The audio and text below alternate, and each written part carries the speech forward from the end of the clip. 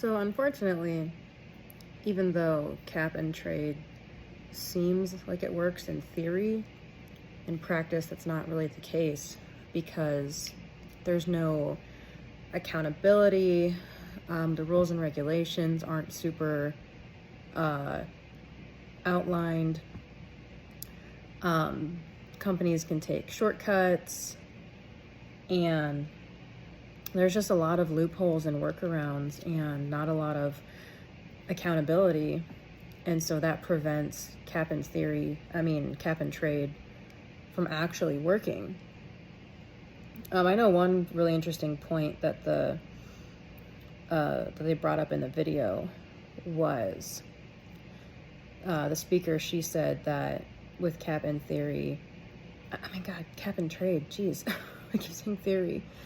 One thing that would really work is instead of giving the money back to the companies, or rather instead of giving all the money back to the companies, putting some of that money towards other places like sustainable infrastructure and, giving back to disadvantaged communities that are suffering because of all the crap that us first world countries is doing, like with the cutting down forests and planting palm oil trees, for example. And why critics argue that it should be abandoned is, again, there's a ton of loopholes. I know they had a really good graphic in the video where there's no way to prove if they're actually like turning in the carbon. And so in the graphic they were giving just like an empty container and then like busting the top out of that maximum. And that's exactly what's going on, because especially when big companies are involved, like it's all about the bottom line, it's all about money. Like when there's money involved, they're not going to care about climate change. And so because of that, they're just going to keep exploiting those loopholes and keep not essentially holding up their end of the bargain, or doing the thing where they're, trading their pollution to someone else. Like it just doesn't work.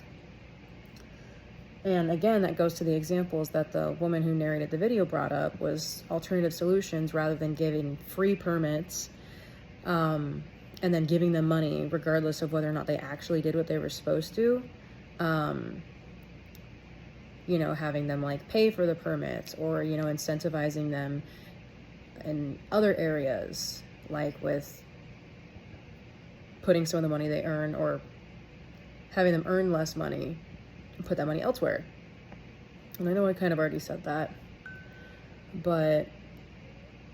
and just historically, like whenever the market's in charge of something, like it's not going to go the way people want it to go, because again, it's all about the bottom line.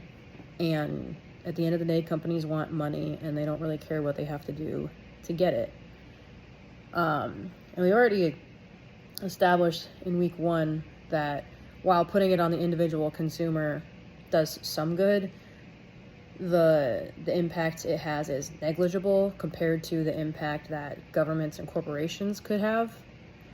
So really, we just need to find something better that will actually hold polluters accountable and have people actually start working towards help prevent climate change. Another example from the video was when she brought up like the EPA and the Clean Air Act. Like, yeah, there's a Clean Air Act, but it's not being enforced. So it's like, okay, cool, like you said the words, now do the thing. So short story long, while it's better than nothing, it could be a lot better.